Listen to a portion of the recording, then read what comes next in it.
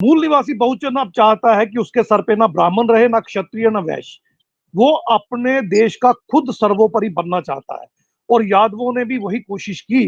हालांकि उनके पास दूसरा एक बढ़िया विकल्प था, एक रास्ता था जो फुले शाहू अम्बेडकरी विचारधारा से हमें मिलता है कि हिंदू धर्म को त्याग दो, इसके नरक को छोड़ दो और बुद्ध के धम्म में घर वापसी करो। भारत बुद्ध में होगा तो ब्राह्मण खुद ब खुद समाप्त हो जाएगा, उसको घर वापसी करनी होगी, यूरेशिया में वापस जाना होगा। लिहाजा हम पे एलिगेशन लगाने वाले ये लोग सिर्फ ये चाहते हैं कि ये हिंदू धर्म मेंटेन रहे, एससी एसटी ओबीसी खुद को हिंदू समझता रहे और उसको हिंदू की परिभाषा समझना है। हिंदू की एक ही परिभाषा है, ब्राह्मण का गुलाम। एससी एसटी ओबीसी अगर ब्राह्मण का गुलाम नहीं रहना चाहता तो उसको रिवोल्ट करना होगा, उसे बुद्ध धर्म में घर वापसी करनी होगी। जब भी हम पर अत्याचार होगा, कानून का इस्तेमाल भी हमारे खिलाफ होगा। हो सकता है इन यादवों बंधुओं के घर पे बुलडोजर चले, कल परसों एफआईआर हो, इनको सजा भी हो सकती है, कुछ भी हो सकता है। लेकिन एक बात बड़ी अच्छी हो गई, अब ब्राह्मण वर्सेस बाकी समाज हो गया है, आमने सामने की लड़ाई शुरू हो गई है, कन्फ्रंटेशन शुरू हो गई है। इसमें ब्राह्मण हमसे कभी नहीं जीत सकता। अब बहुजन जीतेगा, मूल निवासी बहुजन जीत के उभर कर सामने आएगा और इस देश की बागडोर संभालेगा। साथियों, जय भीम, जोहार, नमस्कार। इस वक्त हमारे साथ एडवोकेट अशोक बसोत्रा जम्मू एंड कश्मीर से हैं। हमारे साथ सोशल एक्टिविस्ट हैं, सामाजिक मुद्दे पर अपनी बात रखते हैं, बार बार बहुजन समाज को जागृत करने में कोई कसर छोड़ते नहीं है। फिर भी जिस तरह बहुजन समाज में जागृति बढ़ रही, कहीं ना कहीं सर लोगों का बड़ा योगदान रहा है। अभी देखने को मिला कि जिस तरह अभी इटावा की एक घटना है जिसमें एक गांव में ब्राह्मण समुदाय के लोगों ने यादव जी का सर मुड़वाया। उसके बाद उनके साथ जिस तरह अभद्रता की गई, उन पर मूत्र भी डाला गया। तो ये वीडियो पूरे देश भर में वायरल हुआ और सभी सोशल एक्टिविस्ट लोग इसका जमकर विरोध भी कर रहे हैं। अभी देखने को मिल रहा है इसमें जो ब्राह्मण समुदाय है वो अलग आरोप लगा रहा है और यादव समुदाय जो है अलग आरोप लगा रहे हैं। और सर लोग बार बार कहते हैं कि हमेशा जो हमारे चैनल पैनल पे आते हैं, सर लोगों द्वारा ये बार बार कहा जाता है कि सभी की बारी बारी से पिटाई होगी, सभी शूद्रों की, क्योंकि अगर वो धर्म की चाशनी में डूबे रहेंगे। इसी विषय में बात करेंगे। क्या कहेंगे सर? आप लोग हमेशा बात करते हैं सामाजिक न्याय की और हमेशा बात करते रहते हैं कि अगर एससी एसटी ओबीसी लोगों में जागृति नहीं आएगी तो ऐसे ही जैसे यादव जी की पिटाई हुई, कभी आपने देखा था इससे पहले कि पटेल जो एक कथावाचक थी, साहू जी थी, उनके साथ ऐसा अभद्रता की गई थी, अभी यादव जी के साथ हुआ। इसको लेकर क्या कहेंगे सर आप? ऐसा है विवेक जी, रिलीजियस सुप्रीमेसी जो है ये कमांड करने की एक पावर देती है समाज में, कौन सर्वोपरि रहेगा, कौन समाज की मलाई खाएगा। अब पिछले एक लंबे अरसे से ब्राह्मण इसकी मलाई खा रहे हैं, हम सब जानते हैं, बड़े बढ़िया तरीके से खा रहे हैं। अब हुआ ये है कि 26 जनवरी 1950 को जब संविधान लागू हुआ तो जो व्यवस्था मनुवादियों की, ब्राह्मणवादियों की, उनके वर्चस्व के साथ चल रही थी, कहीं ना कहीं उसमें सेंध लगनी शुरू हो गई और एससी एसटी ओबीसी जो कि मूल निवासी बहुजन है इस देश का, वो धीरे धीरे पढ़ने लगा, लिखने लगा, जागृत होने लगा, अपने हक अधिकार की बात करने लगा। राष्ट्रपिता महामना ज्योतिबा फुले से लेकर शाहूजी महाराज, सियाजी राय गायकवाड़, पेरियर ईवी रामास्वामी नायकर और बाबा साहब का जो योगदान है, उसका जी। नतीजा ये निकला कि लोगों को एजुकेशन की इंपॉर्टेंस का पता चला और वो इस बात को समझने लगे, इस देश के मालिक तो हम हैं, इसका शासन प्रशासन न्यायपालिका मीडिया साधन संसाधन तो हमारे हैं। मगर क्योंकि धर्म पे वर्चस्व एक विदेशी जाति का है, वर्ण का है, जो खुद को ब्राह्मण कहते हैं, तो उसकी वजह से वो सारा उन्होंने कब्जा लिया और हमें वो हमारा हक अधिकार, हमारा देश, इसका नियंत्रण नहीं दे रहे। तो पिछले 70-75 साल में एससी एसटी ओबीसी की जागृति ने एक रेवोल्यूशन लाके खड़ा कर दिया और ये लोग रिलीजियस सुप्रीमेसी की तरफ भी बढ़ने लगे। नतीजा ये हुआ कि जैसे ब्राह्मण अपना वर्चस्व दिखाता है कि धर्म पे उसी का अधिकार है, अब एससी एसटी ओबीसी को पता चला ये तो हमारा सारा बुद्ध का धम है, जिसको चुरा कर इन्होंने अपना बनाने की कोशिश की और कभी उसको वैदिक धर्म कहा, कभी आर्य धर्म कहा, कभी ब्राह्मण धर्म कहा, कभी हिंदू धर्म कहा और अब सूडो सनातन, ये जो बुद्ध का ही शब्द चुरा के सनातन कह रहे हैं। तो ये असल में तो बुद्ध का धम है जिसको उन्होंने चुरा के ले लिया और हमारे सर पे राज कर रहे हैं। तो जब बहुजन को ये पता चला, एससी एसटी ओबीसी को ये पता चला, तो वो भी रिलीजियस सुप्रीमेसी की तरफ भी बढ़ने लगा, शासन की तरफ बढ़ने लगा, प्रशासन की तरफ बढ़ने लगा, न्यायपालिका की तरफ बढ़ने लगा, मीडिया की तरफ बढ़ने लगा, देश के साधनों संसाधनों की तरफ बढ़ने लगा और ऊंच नीच को भी वो बर्दाश्त नहीं करने लगा, अस्पृश्यता, अछूतपन को भी वो नहीं बर्दाश्त करने लगा। तो नतीजा ये निकला कि उसने कहा कि जो ब्राह्मण करता वो तो हमारा हक अधिकार है, बुद्ध का दम तो हम चलाते थे, बुद्ध के भिक्षु तो हम थे, प्रचारक तो हम थे, तो ये कौन है भाई जो हम पे हमारे सर पे बैठा है। तो उसने उससे ये छीनने की एक कवायद जो है वो शुरू कर दी। इसी संदर्भ में हमारी वो एक पटेल बहन जो है उसके साथ पीछे अभद्रता हुई फरवरी के महीने में, हम जानते हैं, और काफी बड़ा बवाल हुआ था। और उसी का आगे चल के दूसरा रूप अब हमें जो देखने को मिला, वो यादव बंधु जो अभी एक ब्राह्मण गांव में गए इटावा में, और वहां पे उन्होंने भागवत कथा की, तो वो सारी बात वहां पे चली। तो मैं ये दावे से कह सकता हूं विवेक जी, पूरे अपने होशो हवास में, कि ये लड़ाई अब वर्चस्व की भी है और देश के सारे सिस्टम, सारे तंत्र, सारी व्यवस्था पे कब्जे की भी है। मूल निवासी बहुजन अब चाहता है कि उसके सर पे ना ब्राह्मण रहे, ना क्षत्रिय, ना वैश्य। वो अपने देश का खुद सर्वोपरि बनना चाहता है, और यादवों ने भी वही कोशिश की। हालांकि उनके पास दूसरा एक बढ़िया विकल्प था, एक रास्ता था, जो फुले शाहू अम्बेडकरी विचारधारा से हमें मिलता है, कि हिंदू धर्म को त्याग दो, इसके नरक को छोड़ दो और बुद्ध के धम्म में घर वापसी करो। भारत बुद्ध में होगा तो ब्राह्मण खुद ब खुद समाप्त हो जाएगा, उसको घर वापसी करनी होगी, यूरेशिया में वापस जाना होगा, इस देश में उसके रहने के लायक जगह बचेगी नहीं। तो ये एक बड़ा तंत्र बाबा साहब ने हमें रास्ता दिया था, फुले साहब ने दिया था, ये एक रास्ता था। मगर शायद यादवों ने कहा कि हम डायरेक्ट कन्फ्रंटेशन उन्हीं के धर्म में ले लेंगे, और उन्होंने वो कोशिश की, नतीजा आपके सामने है। और अब ये वायरल हो चुका है, इसका बहुत बड़ा झटका ब्राह्मण व्यवस्था को लगेगा। आपने देखा होगा शंकराचार्य, अभी मुक्तेश्वरानंद भी फील्ड में आ चुके हैं, उन्होंने कहा नहीं, कथा तो सिर्फ ब्राह्मण ही कह सकता है, यादव नहीं कह सकता। और अखिलेश जी पीछे उनके चरणों में भी बैठे हुए थे। तो अखिलेश जी को भी अब ये सोचना होगा कि जिस हिंदू धर्म में रहकर बाबा साहब हिंदू धर्म को नहीं सुधार पाए, क्या आप सुधार पाओगे? नहीं सुधार पाओगे। तो एक ही रास्ता बचता है, बुद्ध के धम्म का। तो ये कन्फ्रंटेशन है जो हमें समझनी होगी विवेक जी, मेरा ऐसा कहना है।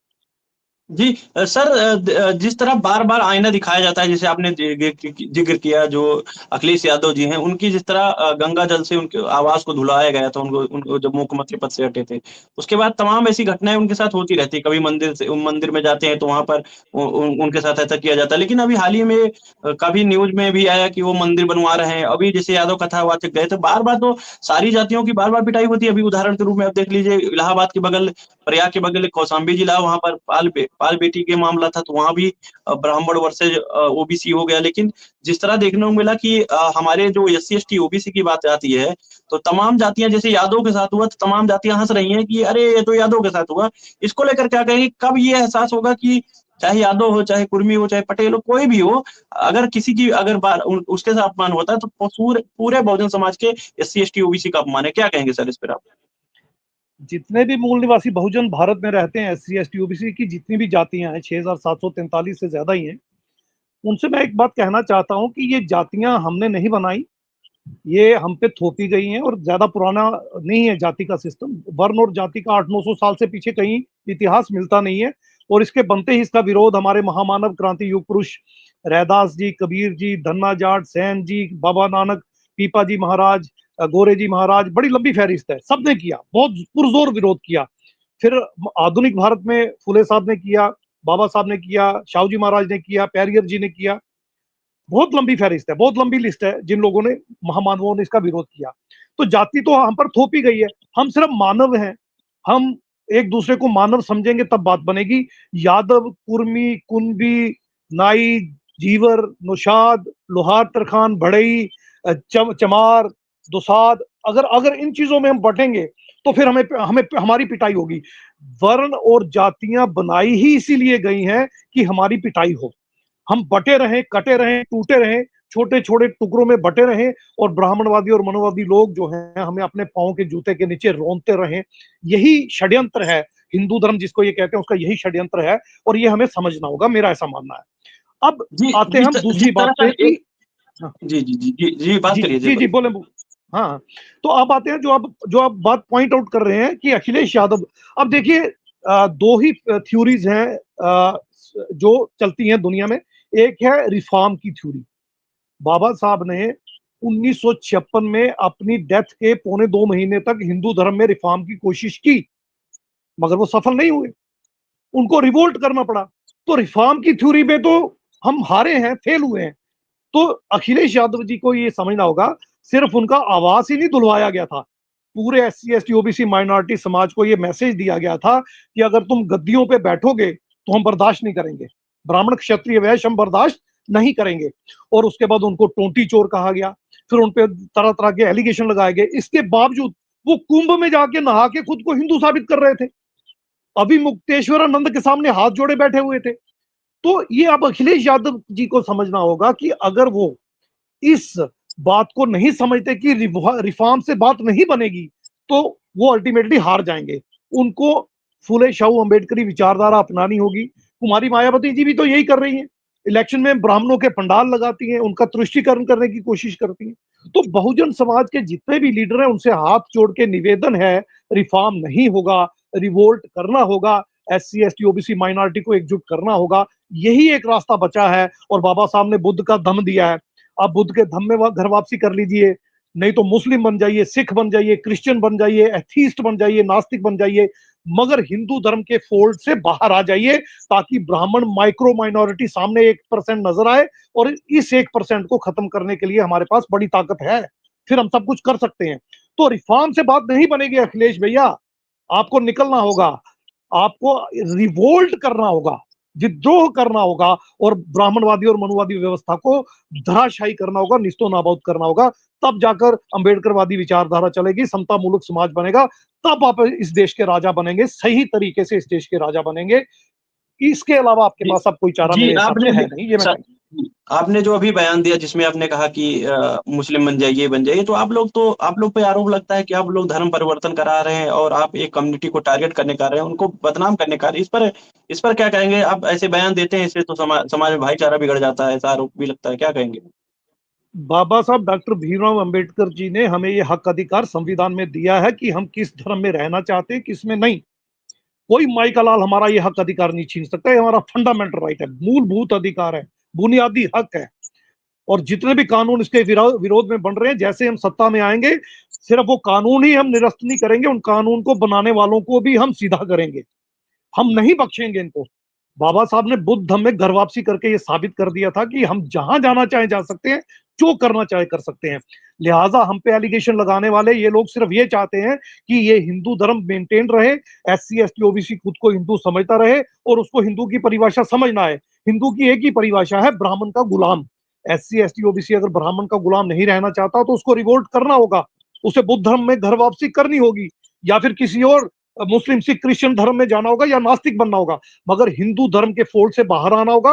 और बाबा साहब की 22 जो प्रतिज्ञाएं हैं उनको एज ए कमिटमेंट अपने अंदर आत्मसात करना होगा।